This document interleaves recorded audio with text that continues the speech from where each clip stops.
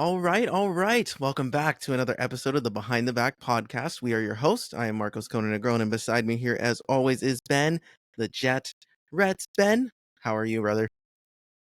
I'm doing okay. I'm getting over being sick right now, so I'm a little Mhm. little down, but I'm on the I'm on the up and up. So all is good. How about you? Oh, I'm doing good, dude. Just got home earlier this week from North Carolina. A lot of fun, spending time with family. I was thoroughly impressed with, North Carolina in general. I wasn't sure what to expect first time down there.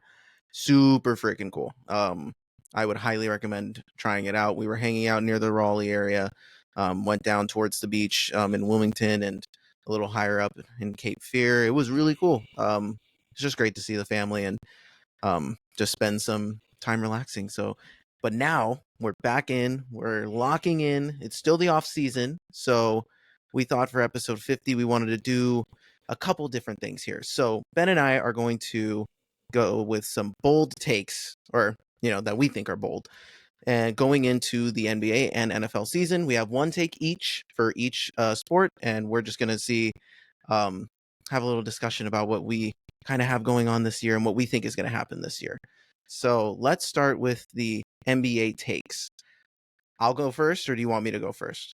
Or do you want to go first? Nah, you go. Okay. I don't All think you. mine's going to be as spicy as yours. I just don't feel it. So this take's going to be Warriors related. And my take is the Warriors are going to miss the playoffs entirely next year. They're not even going to make the play-in. They're not going to do any of that. They're just going to be out. They're not going to make it. Wow. The reason I say this is because this roster is bad. This roster is bad, dude. I look at the Splash Buddies. You lose Klay Thompson. And you're watching. There was a whole other element of Steph playing with LeBron and Team USA and how much fun he's having. And I think both Steph and LeBron are going to go back to their respective teams during the regular season and realize, oh my God, I'm not having any fun at all because we're mediocre at best. And Steph is turning 36 years old this year, dude. Like, the age thing is going to matter Wow. when your best player is 36 years old, unless you're LeBron. But hmm Steph is a different story. We saw him decline a little bit as the season went on last year because he was carrying and his numbers suffered because of it. And I don't think the additions that they made to kind of counter what they've lost, even though it wasn't that good to begin with, right? So they were a play-in team, and they lost Klay Thompson. They added DeAnthony Melton, Buddy Hield, Kyle Anderson. Like those are nice veteran additions. That's great, but that usually works better when you have more stars to pair with. And Draymond Green isn't gonna all of a sudden unlock some scoring in his game. And they don't have a player taller than 6'9". They have Kevon Looney and Tracy Jackson Davis as their centers right now. And Oh well, wow. and while they're serviceable big men, they're going to get crushed by some of these bigger teams. And there's a lot of guards, Podemski, and you still have Yeah. GP2. Like, I just don't see that roster, like, being better than a 500 team. And they were 10 wins over 500 last year, just like the Kings. They had the same record. But you just look at, hmm if you compare our rosters, the Kings versus the Warriors straight up, and you look at these other teams that are going to come up, like potentially the Grizzlies, potentially the Rockets, potentially the Spurs, there's a better chance that they leapfrog the Warriors more than they would leapfrog the Kings, in my opinion. So I see the Lakers holding on just enough because of the LeBron and AD of it all, because they have slightly more talent. So I think if any one of those top teams that were in the 7 through 10 range falls this year, it's gonna be the Warriors. So that's my take. Yeah, I think that's a good take. I think it's a good take because when you compare off seasons, like just taking a step back for a second, the West in general, it didn't get better, but it got deeper. And so now you have 13 teams, really, including the Warriors, that you could kind of pencil into at least a play-in position slash playoff position. And and looking at what the Warriors did this offseason now, when you dissect each team and who made what moves, what looks better on paper, like the Warriors didn't get better in the offseason. They got worse. And I know that like I know that Clay was washed and like it felt like they weren't losing much, but the realistic side of this is Buddy is an enormous step back from what Clay provides because Clay already knew that system. Clay has been operating in that Warriors system for years now. And now you're taking a guy in Buddy Hield who is just used to, yeah, he runs a lot off ball, similar to Steph, but he's not, he hasn't been introduced to this system really ever before. Like the Warriors run a similar system to the Kings now, but those are the only two teams that run that similar kind of style of play. And so it's going to be an adjustment period for the Warriors, especially with Buddy now. Like it's going to be interesting to see how the Splash Buddies really work together. To say that they missed the play-in, it is a hot take, but it's just because you look at Steph Curry and you're like, that's Steph Curry on the other side. Like Mm-hmm. you put him and LeBron in a similar realm, not in like, legacy per se, even though really you could have that debate. But you put him in the realm of just carrying teams in different ways. And like that team that Steph carried in 2021 or 22 Yeah. against Boston and took him to the championship, that probably wasn't a championship level team. But Steph played like he wanted that championship more than anybody. So it's an interesting take, and I think I agree with you.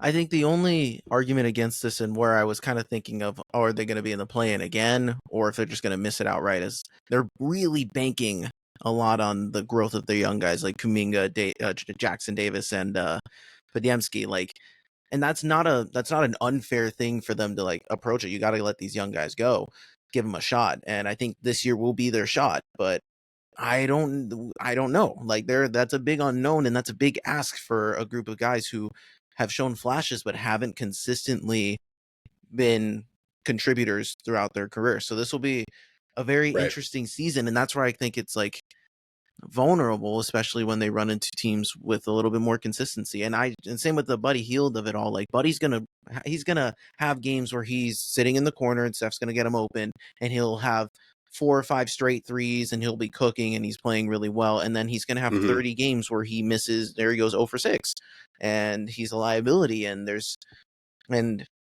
especially with some of these guys, they're just a little older. It just makes me worried when I'm not saying that Steph isn't capable of being the best player anymore. I still believe that he's the best player on more than half of the teams in the NBA, but it's something to pay attention to. When I also think there's the aspect of he's losing part of, you're not going to play with your best friend anymore, at least your best friend throughout your sports career, in Klay Thompson. I think losing Klay is going to bug Steph a little bit more. I think he's not going to have as much fun Yeah. knowing that he doesn't have Clay there as his support that he's had this whole time. Now it's just Draymond being a drama queen, and he has to continuously deal with that alone. And I promise, I like have this feeling that when Steph goes up against the Mavs, like that'll be the happiest he is, because he'll get to see Clay. Um, and again, I'm watching the Team USA stuff, and I'm watching just Steph have so much fun with LeBron and playing with a super team. And I just have a feeling that once he gets back to Golden State and the reality hits and everyone's really good and they're just not that great, that they might just suffer a little bit, unless they make a big swing during the trade deadline. It's not out of the picture, but they weren't they were in talks with a lot of these dudes, Paul George, Laurie Markin, and all this during the offseason, and none of that happened for them. So they had to settle on these mid-level guys, which are good additions, but again, they're better additions when you have that top level talent. So that's just something that, you know, for me, I'm sitting here thinking, I'm like, I liked some of these other teams better, and I just could see a world where the Warriors just kind of fall, and they're the ones that kind of just take a No, tumble until they get better. So, absolutely. So I have an interesting question then to kind of spin off of this. mhm. Do you think that, I mean, you talked about Team USA playing together right now, specifically LeBron and Steph, and then at the end of the summer, they come back to their teams, Lakers and Warriors, and their teams just aren't what Team USA is. What do you think? Do you think this is bad for the league in terms of, do you think that LeBron and Steph are going to team up? I don't think I think if this was like even last year, if this was anywhere in the past like 5 years, this would have been like a problem. But I also Mm-hmm. think that, let's say LeBron, okay, let's say for example, because both of them have to play out this season, right? So let's say they play out this season, and LeBron has the ability to go wherever the heck he wants. It would be more likely that LeBron leaves to go to Golden State than Steph goes to the Lakers. So let's say LeBron does come, and it's LeBron, Steph, and then whoever else they decide to put around them. I don't know if at age 41 or age 40, and Steph at age 37, 38, if they are at the level that can carry a championship team anymore without legitimate Yeah. help from their supporting cast. They'll be the killers who can finish off any game, but throughout the course of an 82 game season, I don't know if they'll be able to, if next year's version of these two guys will actually be able to accomplish that. The idea of it would be incredibly fun, and I don't even think people would hate it. I think people would like to see that, because I think given how these past couple years have gone for both of them, like, yeah, they both won titles in the past 5 years, but I think the national media thinks that both of these guys deserve a little bit better. Like LeBron and Steph, they've deserved a little bit more than what they've received over the past couple years in terms of like teammates and team play and being not in the play-in all the time. So it's an interesting question. But there is a possibility. I wouldn't, and they both have complimented the hell out of each other this entire time while they're in Team USA. So it's very interesting. And now that they've been playing together, it definitely does open up that door a little bit more. And I think that'd be fun. I actually wouldn't even hate it. I think it'd be a fun challenge to go up against them. Yeah, I only talk about the bad for the league scenario just because I think about superstars teaming back up again, and not that that's already happening, but you really saw that happen when Miami got put together. They bought that entire team and they went on a finals run trying to put together just a multi-contender, multi-year contender, and it was a successful run. So it's interesting to think about, like, a team with LeBron and Steph on it. Yeah. Just to think and the fact that they would be in the Western Conference just makes me sick. But you make a really good point, considering age and considering wear and tear and stuff. Like, I don't know how much of a factor they would be for a team like Sacramento, who is up and coming, and they've got the Exactly. youth and even just other teams around the league right now. This team is built on youth right now. Like, the teams that you're seeing taken off, they're younger teams. OKC, look at OKC. I don't know if they're the youngest or they're like one of the youngest teams. Yeah. And they're right up there with the best of them. So it's interesting. It's an interesting point, but I like that take. I do think that you said the USA thing with the with these guys playing. It's funny because that's how the Miami Heat basically got started, was when Bosh, Wade, and LeBron all played in the 2008 Olympics together. And they're like, oh my gosh, this would be so much fun. What if we teamed up? So it's interesting. The Olympics is the kind of breeding ground for these superstar players to be like, damn, I do like playing with these guys because they really are like that, because these are the best of the best in this thing. So I think it's different than the All-Star game when no one's trying, because in the Olympics, these guys are competing a bit. Like, they're definitely putting in effort and trying to win this thing. So you're all giving in an effort. So you're seeing the best of the best kind of just go, and you're not going against them anymore. You're playing with them. So that kind of mindset changes a little bit. So yeah, it's cool. And the whole Olympics of it all makes it a lot more fun too. I do like watching these guys play, and not having any Kings players outside of, I don't know if Domas is still playing right now, but like outside of any Kings players in the US playing, this makes me feel a lot better for what's it called, for goodness gracious, for like how I feel like our teams are going to come in rested into the season. Because again, LeBron and Steph are adding extra miles. Yeah. KD is adding extra miles. You got some of these vets out there who are putting in extra miles for our country, which is great for them. But I'm feeling good about it for the Kings' perspective. Yeah, 100%. Okay. I've actually had a lot of fun watching Team USA kind of do their thing. It's been interesting to see Tyrese fall out of the lineup entirely. It's been interesting to see a guy like Derek White, who's a late addition, really get a top playing spot. Should have been Jaylen Brown, but it kind of speaks to what Steve Kerr is really looking for in this team, and I think that they're bringing close to their best every night. So now I've got something to get off my chest. All right. Okay. And this is a hot NBA take that I have that I've had brewing since DeMar came to the Kings. I'm looking at the like top 5-ish teams in the West, and I'm specifically looking at their big threes. So over in OKC, there's SGA, Chet, and Alex Caruso. That's who I would say is their big three. Not For Jalen Williams. Minnesota, obviously. Ooh. I don't think Jalen Williams. Maybe there's a play for him. Maybe, but I'm gonna put Chet in there, and I'm gonna put Alex Caruso in there now. Okay. But over many, I've got Cat, Ant-Man, and Rudy, and that's kind of where they're at. You could kind of play with other players, but it's mainly those three. Now Mavericks, Luka, Kyrie, Clay. End of story. Nuggets, Jokic, Murray, Aaron Gordon. The Grizzlies, John Morant, Jaren Jackson, and Desmond Bane.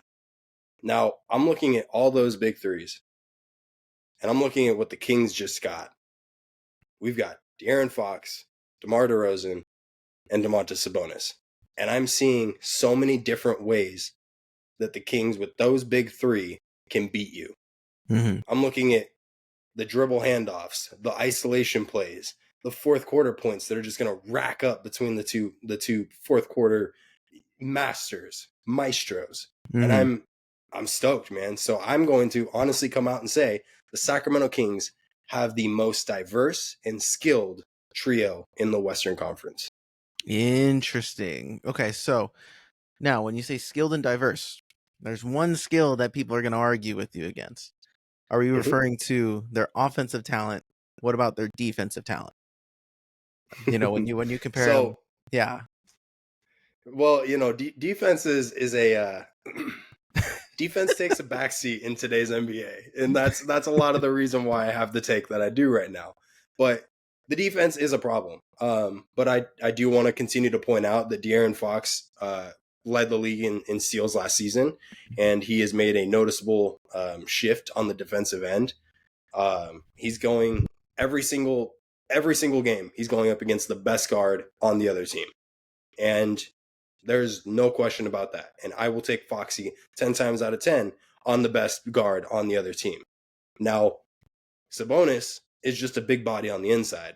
He does get worked by taller, lengthier guys, which is where the league is kind of starting to shift to. But for the most part, if he's able to muscle them and keep them out of the paint, he's got kind of a way to play some defense there. I also think that the funny part is he did, we got to give him credit. He did improve defensively this year in the system. He wasn't as much as a liability as he was in 22. And it might have been a biased vote, but he did receive a defensive, an all-NBA, all-NBA defensive team vote. So, it was insanely biased. Yes, it was insanely biased, but it counts. It's a vote. He was a top defender. But no, and again, obviously DeMar is, a little bit on the older side, but that won't be his role. And again, that's why when we look at the rest of our roster, we have Keon and Keegan. And when you fill out in terms of just the starting real quick, I'm going to interrupt you. Because yes, DeMar is on the older side, but we talked about how good he is even at this age. We also need to talk about that experience that he's bringing. He's bringing more experience out of those, big threes that I just talked about than anybody out there. Like DeMar is the seasoned vet that is going to absolutely play into Fox and Sabonis and their continued development in this hopefully championship contention team. Mm-hmm. No, and that's a fair argument. I'm very curious because I think people, again, they downplay. I don't know how to describe it because I get so much mixed reviews from everyone around the league, that talks about the Kings and this move. And it bugs me because they're judging the product before they see it because they don't see a fit. But it's everyone in Sacramento can see the fit because we watch all their games and we're watching the spots where this team struggles and we see, holy crap, we just added DeMar and he's just going to elevate all those things that we struggled with. And I don't think he's a bad defender. I don't think that he's as much of a negative as HB, right? So it's if you have either one of those two guys, it's not going to make that big of a difference. And I think as a team defender, I think DeMar is going to be just fine. And we can hide him if we need to, if we want to have him be the, if we want him to take a couple breaks every now and again to keep his minutes lower, to keep his effort lower, and just focus on a little more offense. We can do that when we have the guys to help him. So this team's going to be good, dude. This team's going to be good. It is going to be good. And this big three is going to shake the NBA, at least in the Western Conference. And I'm pretty confident on that because I'm looking at DeMar and and his career path getting to Sacramento. He really hasn't had a guy in what he has in Fox. He doesn't have that number one playmaker. Everywhere that DeMar has played, he's been the number one playmaker. And so he's never really been the sole guy where you lean on to go get a bucket when you need a bucket. So let's take DeMar out of the equation for a second. Fox and Domas were still one of the best duos in the league last year. And that was just a duo. Now you're inserting a guy in DeMar that has all this experience, who brings something to this team that they were missing, that certain pieces that we were missing. And you're inserting him into a what is supposed to be a not so great fit. But realistically, you're going to see a really, really clean and good fit early on. And I think that this team is going to be good, man. I'm excited. Yeah, I think it's imperative, and we'll talk about this when the season gets closer, obviously, but it is imperative that this team gets off to a hot start and finds a rhythm quickly, especially this year where it doesn't feel wide open, but like there's an opportunity for the Kings to kind of make their mark early. And I do think having DeMar there will provide a level of stability that we haven't had early on, because our starts have been a little bit up and down, even with this core before we figured everything out. So I hope that DeMar's veteran presence allows us to clean up those mistakes that we were making last year that we normally shouldn't be making.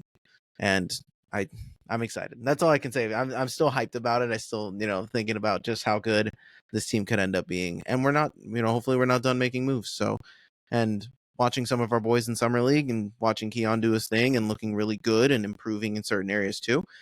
I'm excited for where this team can go. So yeah, I am too, and I do agree. I think the Kings need to get off to a hot start. It'll be interesting to see if they do get off to a slow start, how they kind of rally.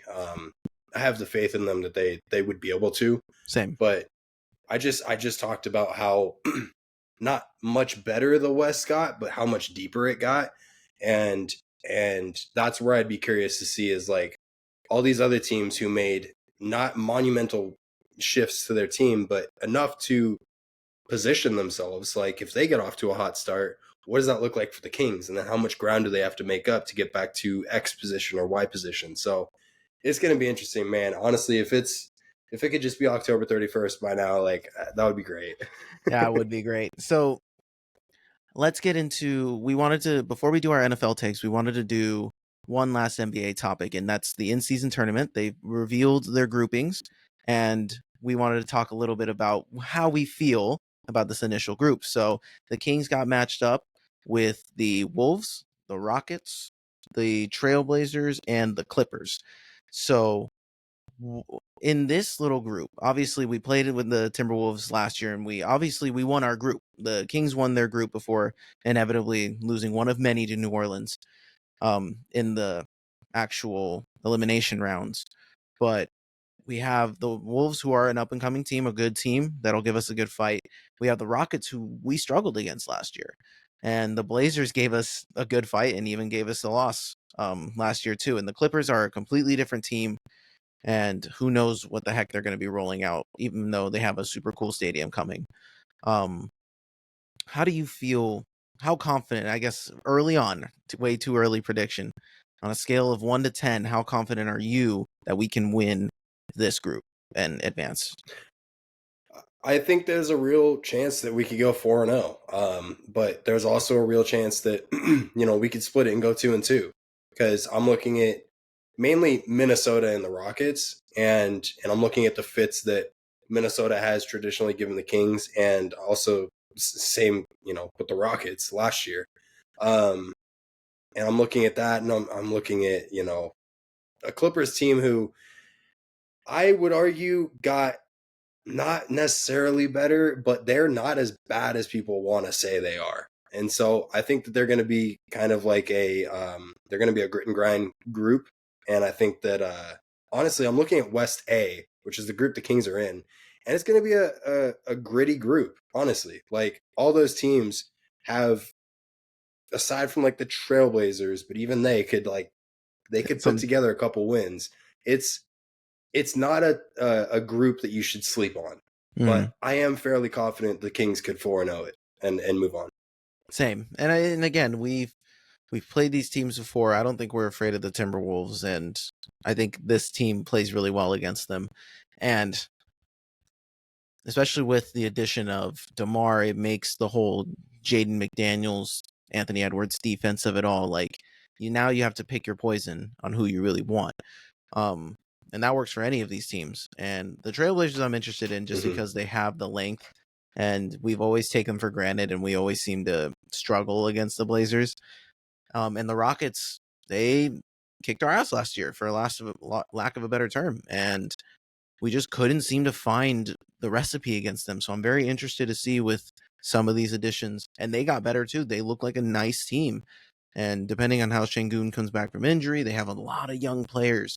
So my interest with the Rockets is, will all these young guys, like, who's gonna really find their role? And some of these guys have to get lost in the fold a little bit. Like, it's gonna be interesting on how Ime kind of puts who out on the court, but those are going to be two tough matchups for sure. For me, I'm on the side of, I think the Clippers are going to be trash this year, so that's just me. Um, but I like your optimism in them, and I don't think they're going to be a pushover, especially if Kawhi's healthy, if James Harden's healthy, all that stuff, the big ifs. Um, but no, I like this group. I think that I'd say if I had to do a way too early, I'm confident. I'd say like a 7.5. I have to, it's a tough group to beat, especially at the top. So hopefully, if we're up there, it'll be cool. Yeah, and I do want to mention too, like there you don't necessarily have to win every single game. If you blow out the Rockets and you blow out the Trailblazers and you squeak by the Clippers and you lose to Minnesota, it's the same scenario as the Kings last year. We the point barrier in the going into the Warriors game was we can only lose by 12 points. And Right. we went down by like 26, right? And it Mm-hmm. was like, well, crap, we're going to, get eliminated from the end season. But then they rallied because 26 points only felt like 14 just to get back to 12 points to move on. And then, that 14 was to zero basically because it was a 12 point, and then it just got better and better and the Kings pulled it off. Yeah. But you got to remember, like, all those point differentials is what matters too. And I think that we're going to see a lot of games this year where the Kings just simply have way too much firepower for teams to handle. And there's a great chance that, especially in this group, looking at the Trailblazers and the Rockets, there's a good chance that they blow out those two games, and then we're looking at a point differential going into the last couple games. That's a really good point. I forgot. I actually think that was one thing I really liked about it last year, was I think the point differential of it all was cool because it adds an element of, hey, we don't quit when you're ahead. Just get as many freaking points Right. as possible. And that was something the fans had to get used to early on, and I really liked that about it. That was a good point because our offense might be able to just carry us, and especially early on when everyone's fresh. Defense is harder to play at the beginning of the season. Yeah. Everyone's way too fresh. Everyone's cooking. So, yeah, I know it'll definitely be interesting for sure. So let's pivot to our NFL takes. We'll start again with my not so Yes. spicy take, but I believe both of our takes are going to be about our respective teams. So, my Eagles take, and it involves, I had to do a lot of thinking here because there's a lot of Eagles takes I could have thrown out here for a bold take, and I flirted with the whole Jalen Hurts MVP, AJ Brown, some insane yardage or whatever. But I'm going to pivot to our newest addition, Saquon Barkley. And I couldn't help but notice, my rival sitting across the way in San Francisco. And I'm like, damn, what did they do so well? They added this super cool running back named Christian McCaffrey, who was such a dual threat, who could do a little bit of everything. And what happened? He ended up just having 2,000 all purpose yards last year, which was incredible and insane. I'm not going to go that far with Saquon. I can't say 2,000, although he had 2,000 all purpose yards in his rookie season. I'm going to put the bar just a tiny bit lower. I think Saquon's going to have an insane year here in Philadelphia. I think the look of the offense is going to take a lot of the pressure off Jalen, and we're going to thrust it upon Saquon. And I think Saquon gets to run behind our offensive line. He gets a play caller who actually knows how to scheme running backs open. And I think Saquon's going to have somewhere in the realm of 1,900 yards and at least 10 touchdowns, whether it's receiving or rushing combined or whatever. And I don't think that's that high of a number. But, for this to happen, he needs to have around 1,400 rushing yards, which would be a career high. And he would need around 500 receiving yards, which isn't impossible. And that's something that when you look at the numbers from last year, with the Giants, they were behind a lot of games. There was a lot of games where they couldn't use Saquon the way you're properly supposed to. And I think that's just not going to happen here in Philly. I think our offense is just too effective. We have too many weapons to feed. And I think people are going to be so afraid of that Saquon's going to be very much like Christian McCaffrey. They're going to say they're the first priority, but there's not really much you can do to plan against him if you running behind the offensive line and running the scheme that we're going to run. I just have such a good feeling, and all the vibes around Saquon are here. And I'm completely dismissing all this health nonsense, because when you look at his Pro Football Reference page, this man has played 13 or more games in every single season except for the one where he tore his ACL back in 2020.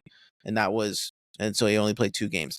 But he has recovered nicely, and he has stayed relatively durable. Even if he's playing 75% of the games, that's going to be a huge boon for us. And I think that's going to help this team elevate back to a Super Bowl contender level of dangerous, in a way that I just think everyone's just so locked in now, and all the, training camp stuff's coming out now, and everyone's just on the same page here in Philly. And I just have a good feeling about Saquon. I haven't had a running back like this to talk about in a few years. And I mean, Miles Sanders was a serviceable back, but we haven't had a back like this in Shady. And I really I want to see what this is like. And last caveat, Jalen Hurts, this helps benefit him because we can stop doing this, the tush push. And I'm not saying I'm not a hater of the play, but we're paying our $50 million quarterback, and we're sending him into a pile of bodies, and that could get him in trouble. Do you have a question? I did see something. I don't know where I read it, but I saw that Jalen Carter was taking snaps at running back at training camp the other day.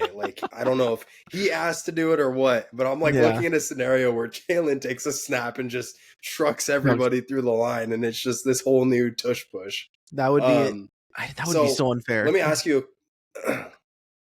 It would, honestly, but let me ask you a question. So, I want you to put Kellen Moore, and I want you to put Kyle Shanahan at the exact same position. Let's put him at offensive coordinator for a second, okay? Because the offense runs through Kyle already in San Francisco. So, a simple question, yes, just give me the name. Who do you trust more to run an offense?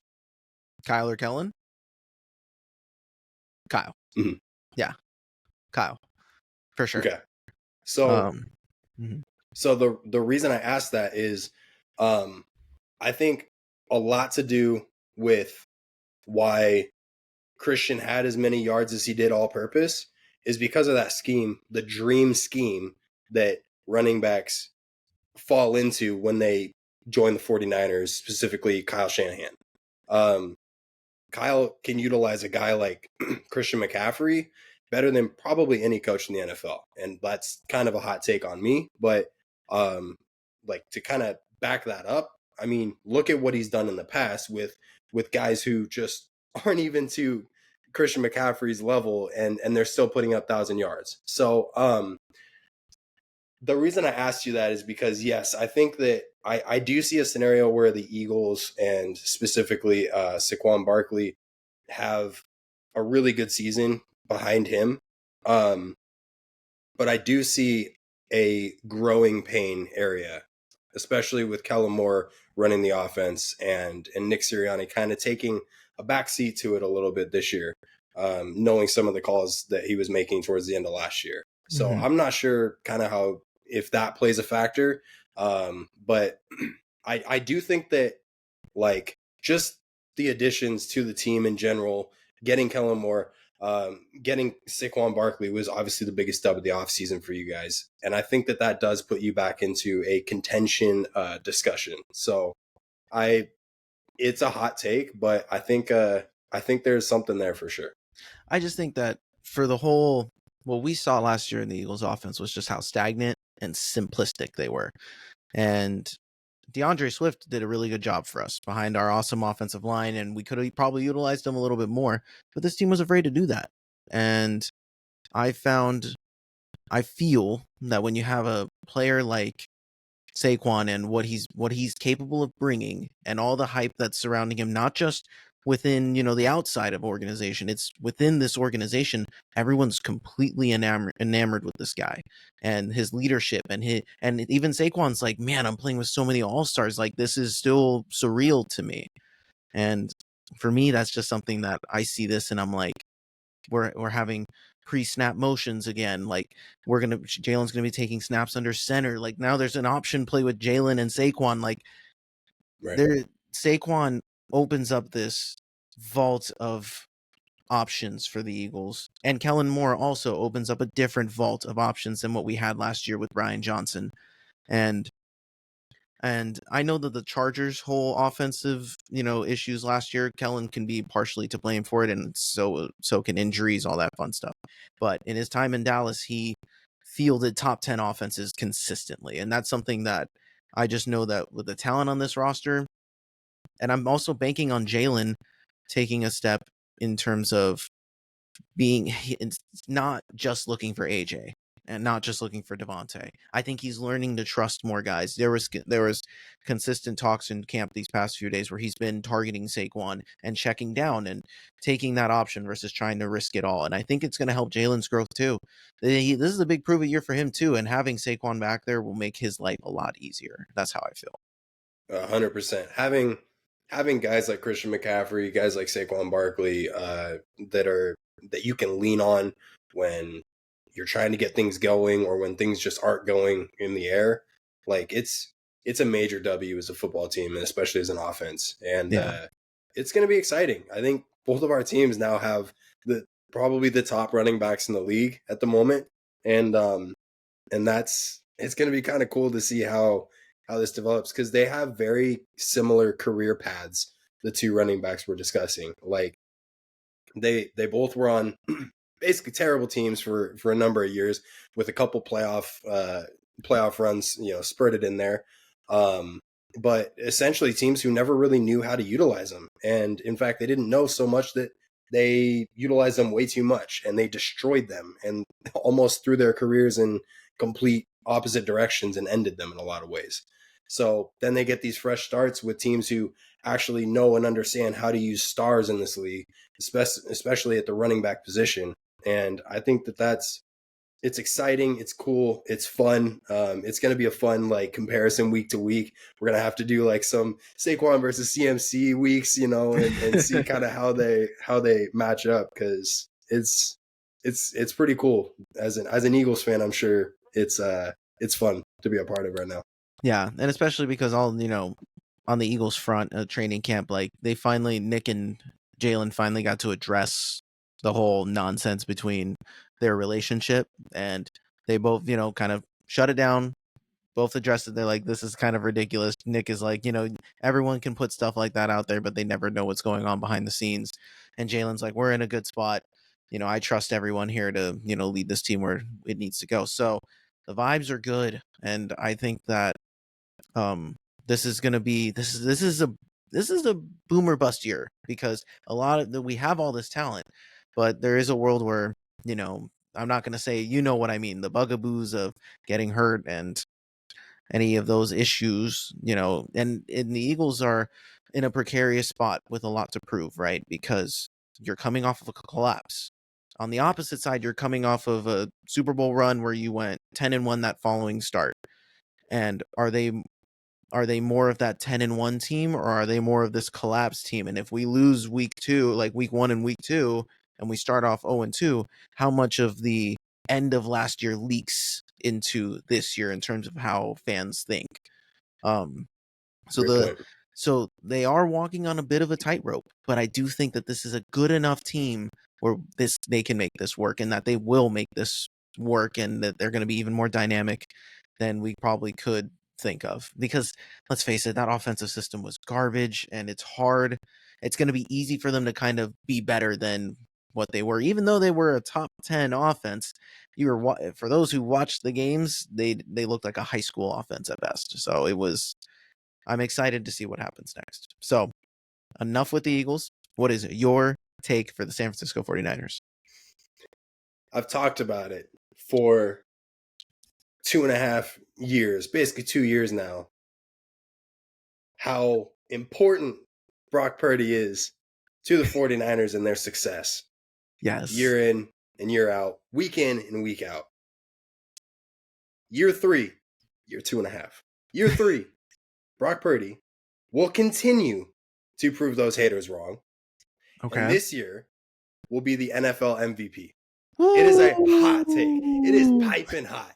And I know you haters can't swallow that right now. But I'm sorry. I have looked at so much film of Brock specifically. I personally have broken it down, and I love watching NFL film and seeing how plays develop, how quarterbacks think, how receivers function, how running backs find that pocket. Like, I break down each position. I don't study football, but the guys that I watch who also break down that film, they do study football. And they talk about Brock on a level that is just elite, complete and utter elite.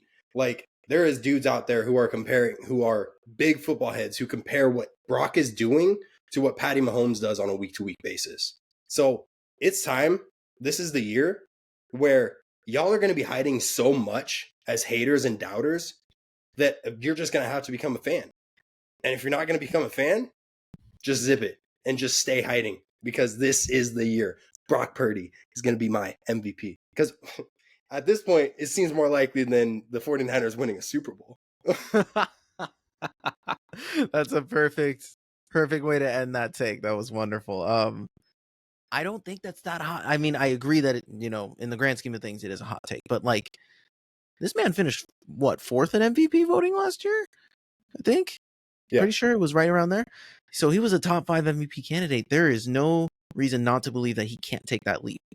Like, I will admittedly, when Brock first came into the scene, I was one of those skeptics. I was like, I don't know who this kid is. I don't know how good he could be. I was not as big as a hater last year. All I was saying last year is he definitely needs to prove it. He definitely needs to show more. And then he continued to show more. And I was like, okay, I'm in. Like, you don't have to convince me anymore that this kid's good.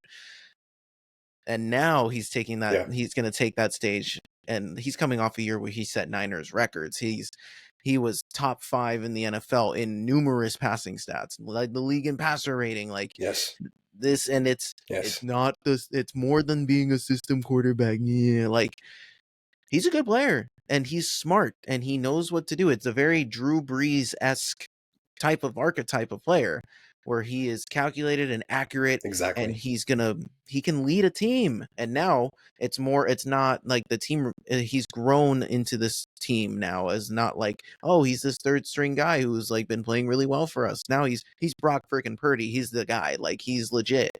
And obviously the Niners have to make a decision on him later and have to figure this out. But this is the year where he can just be the guy.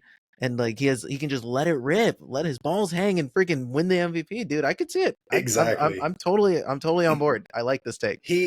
That's another great point, is that it's a prove it year for him. Like, do you want to go get that massive contract that quarterbacks are worth?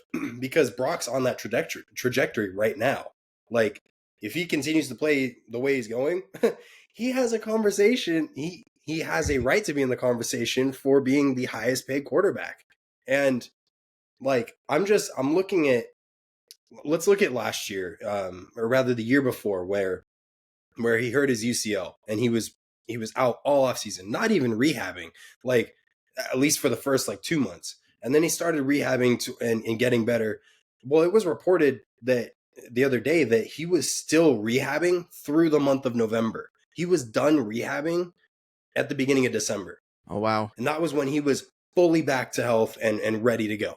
So he was already playing 8 weeks of football by the time his injury was fully rehabbed and ready to go. Mm-hmm. So he didn't get an off season to train. he didn't get an off season to to work on anything but just watch film and rehab his elbow a little bit. Like, this kid now has had an entire off season to become baby Bosa. I don't know if y'all seen his quads lately, but Yeah. holy crap, man, his quads are massive.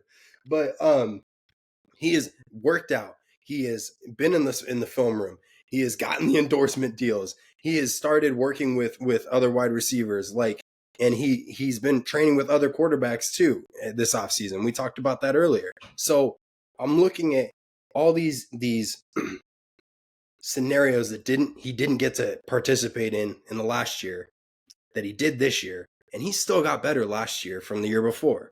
And so now he has all this training under his belt this year and all this preparation that he didn't get to have going into year 3, where the Niners have got probably the biggest chip on their shoulder than ever before, because that's the second Super Bowl that y'all have lost.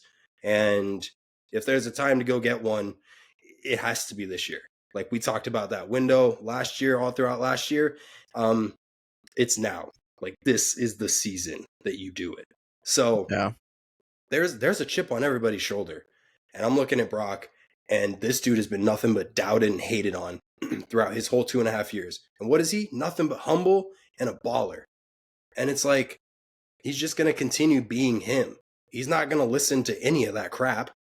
You're not affecting him. I'm not affecting him by saying this. He's not even listening to me. Yeah. But that's the beautiful part about Brock, is like, he's just there to play the game. And it's similar to like a guy like Jalen Hurts over in Philadelphia, because like, he's very similar in that regard. He doesn't listen to the nonsense. And then when he gets asked questions about it, he's like, don't give me that bullshit. Like, I'm not here for all that. I want to play ball, and I want to get better, and I want to win. How about that? How about that for a storyline? So this is the year, man. I'm stoked, and look, coming off of a Super Bowl. Let me talk about it from a fan perspective. Sure. I'm freaking heartbroken. Like, that's the second Super Bowl now that they've let slip through their fingers, and like, I had a taste on the tip of my tongue of a victory, and I was so excited because I talked about all season long how I was so confident that this team was going to get it done, and they were seconds away from it, and a few calls. But anyway, so I'm heartbroken about it. But that chip that I just talked about with all those guys, it's on my shoulder too. And so that's why, like, I have these kind of takes, and like, I'm going into the season, and I'm ready for some football again. Like, it took me a while to get back to this point, but I'm ready to watch the Niners play football again. And I want to see them bring everything that they've got this year. I think this is the year. Like, I want to put it out there. This is the year that you and I finally get a legitimate NFC Championship game featuring the Eagles and the Niners. Like, both teams are going to be legit. Like, maybe I'm not going to say maybe a minor, but I'm going to say both teams are going to be mostly healthy. The stars are going to be ready to go. And whether it's in San Fran or whether it's in Philly, it's going to be like a legit duel. And I think both teams are going to be able to hang on. But one thing I wanted to put in, because I loved everything about this Brock Purdy take. I agree with you 1,000%. I'm completely on board. I respect him enough where I think I'm not going to be excited to have to go up against Brock if we run into you guys in the playoffs.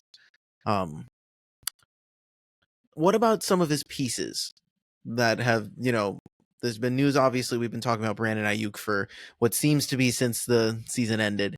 And obviously, we've heard reports from the Niners training camp that he has reported, but he obviously requested a trade. And now we got Trent Williams holding out because he wants a little bit more money. Like, I get it. It's a part of for me, it's like, when I think about it, it's like a part of the league. Like, the guys are holding out. That's a totally normal thing. These are two of your best players. And, how I'm sure everyone around them is like, oh, well, these guys will get it done. Do you feel that same way? Like, oh, this is going to be fine. They're going to get it done. Or are you just tired of like hearing all of this stuff all the time? Like, can we just get back to playing football? Like, does that bug you at all? Or do you just know that it's just a part of how the NFL works? It's all of it, honestly. Like, I'm tired of hearing about it and talking about it year in and year out, but I'm also at the point where it's like backtracking. I said that Brock is elite in a lot of the things he does, the way he breaks things down, the way he reads the game. I want the haters to like watch some of the highlight reels of Brock not being a system quarterback, because there are genuine videos out there that are labeled Brock not being a system quarterback that show you where a play completely breaks down and dude like rolls out of it. Let's talk about the Eagles game where he takes 2 hits and runs up 4 yards to position ourselves better to get that first touchdown to Brandon Aiyuk. Like he makes plays happen when things break down. And so now let's say Brandon Aiyuk isn't going to be there this year, okay? And let's say let's just take Trent and Brandon out completely. Let's say they're not there. We got Ricky Pearsall, who is going to be a damn good slot receiver. And I am confident in that. Like, I have a take on that, too. And we'll talk about that more, especially as the season gets closer, which is right around the corner. I know. But like, I'm looking at guys like that. And I'm also thinking about Brock and how smart Kyle Shanahan is, too. Like, every quarterback who is good in this league has a great coach. And that's, like, you don't have a great quarterback without a great coach. You see a lot of the times quarterbacks who are misused in a lot of ways, and those guys are called trash. But realistically, there really isn't that many trash quarterbacks in the game of football at that level. Like, when you get to that level and you're playing quarterback and you're a starting quarterback, you're not bad. You are put in bad situations because of your coach. And so I think Kyle knows how to position Brock for success because he knows what Brock is really strong at. And I'm saying really strong because Brock has a lot of elite level skills. And that's why Kyle puts him in those positions more often than not. So look, Trent not being there, Brandon not being there, we're going to find a different way to move that ball down the field. Maybe it is dumping it off a little bit more. But I'm sorry, he still led the league last year in total air yards, like, you know, through the air average yards. Like, there's so many different ways that this Niners team can beat you, and every single one of them runs through Brock Purdy. So I'm pretty confident. No, I like that. I agree. I do think that, you know, whatever partial, even if it was part of the guys, I do think that this team and Brock have kind of adjusted enough to handle anything now. He's kind of seen a lot of different scenarios. He's played through concussions. He's played through his guys being out. He's played in the weather. Like, he's played in the Super Bowl. Like, he's done everything that you can kind of do now and to gain that experience. And we watched this, and I watched this a lot with like guys like Jalen Hurts. Like, I see where there was a bunch of moments last year during the 10-1 portion of it where he, with his experience, you could tell his experience carried him through some of these games, that he wasn't phased. Yeah. So now you see, we're going to see a lot of this in Brock. I think we're going to see a player that people can respect and be like, damn, that looks like a legitimate NFL quarterback, even though he already looked like that last year. But like, it's going to be like, they're going to stop dissecting every throw that he has, and they're going to trust the player that he is this year. So this is weird talking about him like this. I feel like I'm glazing really hard, but it's just like, I watched a ton of Niners games last year, and just from what I saw, there was never a moment where I was like, oh, they're losing or winning in spite of Brock or because of Brock. Like, we're losing because of him. It was a completely different feeling. And I was like, I'm watching a good quarterback play, and I'm watching a good team play. Like, this is something that this year, I think Brock will be a huge reason why the Niners continue their success. And there might be hiccups here and there, because they're coming off of a Super Bowl loss. There are going to be hiccups. It's just natural. But I think he's going to have a couple breakout games this year where people are going to really respect him. And maybe they won't put CJ Stroud in the MVP conversation over him. You know, it'll be it's going to be interesting. And again, he's going to fight his draft stock the rest of his career. And he's already outperforming it at a level that no one can even compare to. So it'll be interesting, to say the least. My frustration just lies with I don't care about haters, I don't care about doubters, but specifically in regard to Brock, I've never seen one excuse be used so many times and not used everywhere else.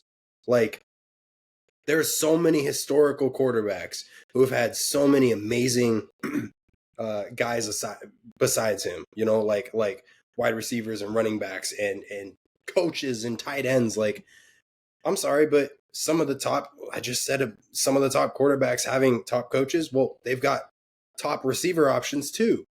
So it's like, why aren't we making the same excuses for those guys? And Yep. it falls back to that 262nd pick. He was Mr. Irrelevant. He's not supposed to be here. He's not supposed to be winning games at this level.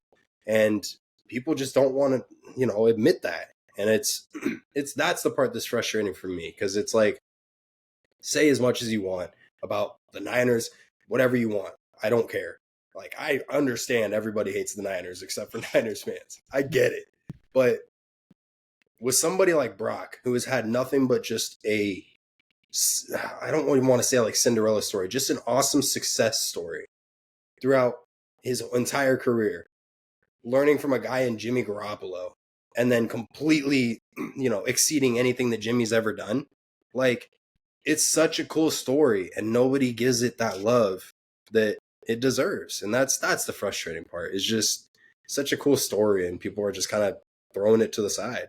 Well, it sucks. It's funny because both of our QBs are in a very similar position. Had Patrick Mahomes not existed, and had we not had both of our quarterbacks won, they would have been incredible success stories. Like Jalen literally had to fight off Tua Tagovailoa and people thinking he was better than him, and having to come to Philly and beat out Carson Wentz when everyone thought he was a running back. Like, and then you're watching a guy like Brock, who has come from nowhere, Mr. Irrelevant, and took over the best team in the league. And now I'm hearing, we're looking at guys get paid like Jared Goff and Trevor Lawrence and it's about to be Jordan Love, and Jordan Love hasn't done as much as Brock has. People just they like the fact that he's big and tall and can throw the ball far. Like, it's the same thing with Josh Allen. Earlier. Yeah, and got drafted earlier, right? So, but then you look at a guy like Tua, who some would argue statistically is in a very similar boat. They're like, as Brock Purdy, we're like, oh my gosh, he's so good. Like, his numbers will back everything up, even though he has Tyreek Hill and Mike McDaniel's calling plays for him, right? But the Miami Dolphins are hesitant about paying him $50 million. But I don't think the Niners are hesitant about paying Brock $50 million. I think it highlights. Well, let's get there first. Yeah, let's get there first. But I do think it highlights the growth that he's had, to the point where Brock he's a legit quarterback. And I think this year will be the year that like you said, he shows it. I don't know if that means MVP. That's a great take. I love that take. And I don't think that's as hot as it would have been had you said that last year.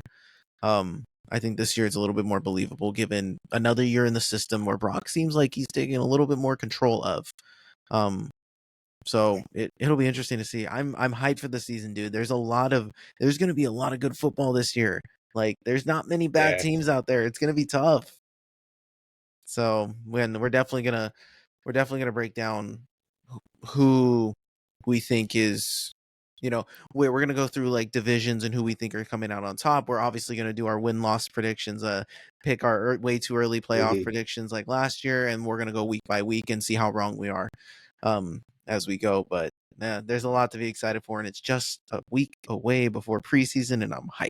So it's crazy, dude. It's crazy how this offseason just like it felt like it flew by. And I don't know if that's just me. I don't know how it feels for you.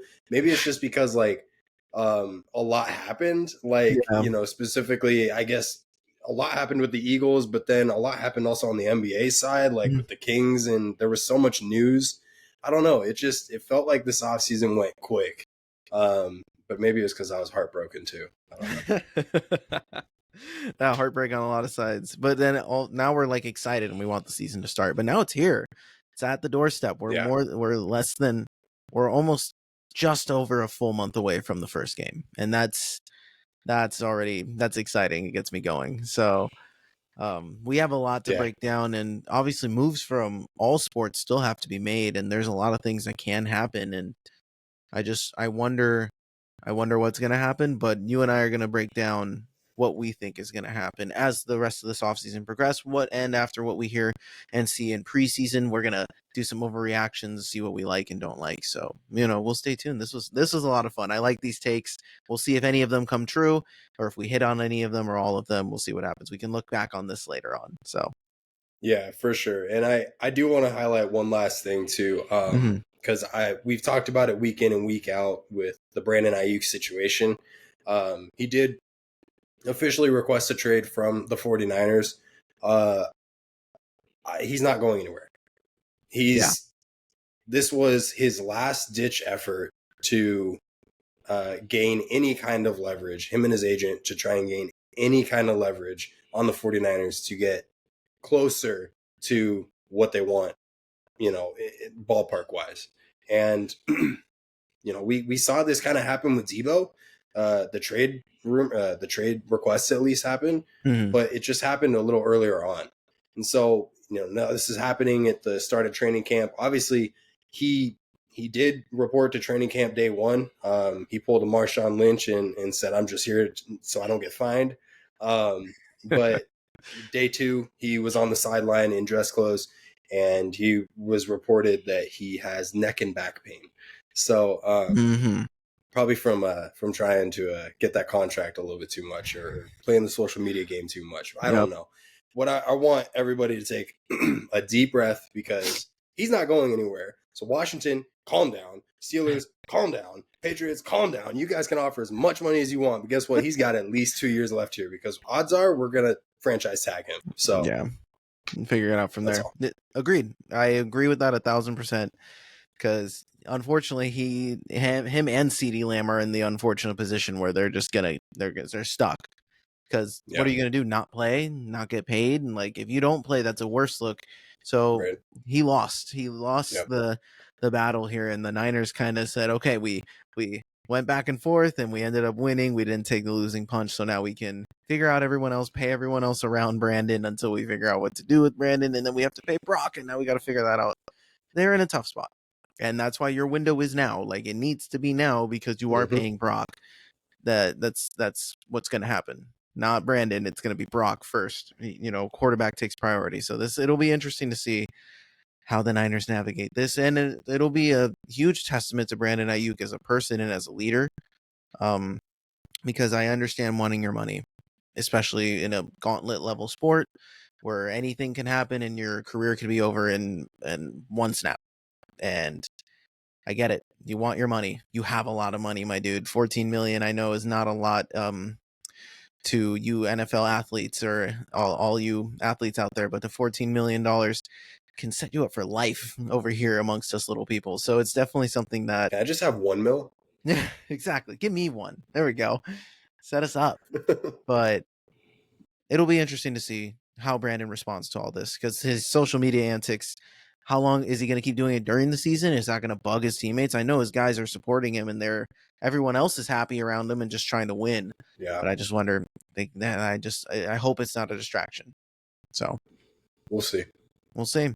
All right, brother. Any final thoughts before we head out here? Dude, can you just inform everybody, what episode was this? This was episode number 50. It was great. Yes. Dude, we've made it to 50. And obviously we've done a lot of smaller, in between ones. So if we're being literal, it's been more. But this is the 50th episode of like a podcast that we've got to do together. And we're freaking grateful for everyone who has supported us so far to help this channel grow. We're trying to do a lot of different things. You can tell the things above us here, posting our social media. We want our presence to be known. We want to help this channel grow. We're having so much fun doing it, and we have so much stuff coming. Like we're tinkering constantly, trying to make this thing better.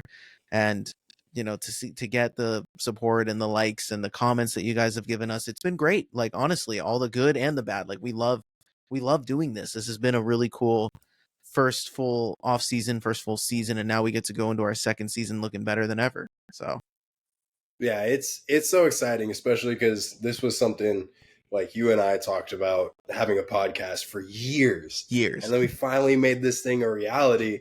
And like, the baby steps to kind of figuring it out and having our first few episodes. And it was like, okay, like this is kind of cool. And then we got like the mid-season stride going, and it was like, all right, this is actually like kind of going somewhere. And now we're on freaking episode 50. And like, everything is starting to like, it feels like click in a lot of ways. And it's just so much fun. Like, we're having such a blast with this. And like he said, we can't stress enough how much we appreciate the support, the love, even the hate.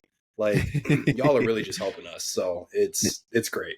No, we love to hear it. And that's why that's the whole point of this industry, right? Is to we say what we think is what we think and what we believe is correct, and other people are going to disagree, and then the NFL and NBA players prove us otherwise, and it's the fun of it.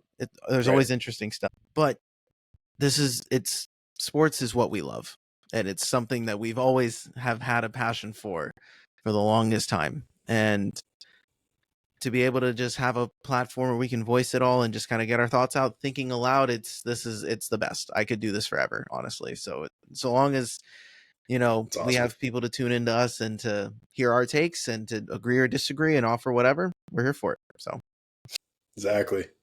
all right. So, like I mentioned already, this was episode 50 of the Behind the Back podcast, a very special episode for us. And you can follow us on all of our social medias, and I put them up above for those who are video and checking us out. We were trying to add a few new things. For those who are audio listeners, we have all of our links in the description below. And you can follow us, give us a like, subscribe, all that fun jazz. It helps us out. We love being here. And any comments you guys have to say, please do in any of our social media platforms or on the YouTube comments. We'd love to have a conversation with you guys and completely disagree with the haters, because we're not afraid to fight you guys on it. So we're here for it. But I'm Marcos Exactly. Conagron. Beside me here, as always, is Benny the Jet. all right, y'all. We love y'all. We'll talk to you next week. We'll see what other cool stuff we get to come up with. Peace. Peace.